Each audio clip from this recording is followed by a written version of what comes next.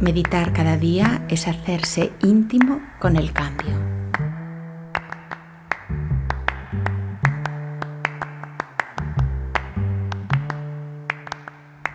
Meditar cada día es sentir las cosas sin tocarlas.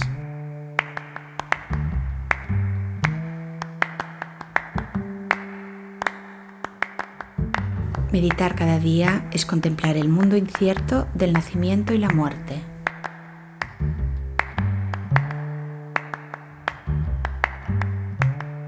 Meditar cada día es sentir en el ahora pequeñas chispas de eternidad.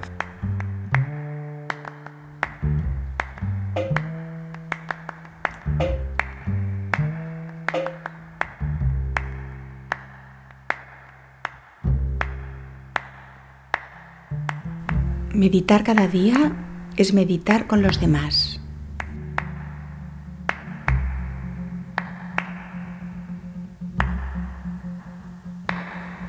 Meditar cada día es nadar en el océano del despertar.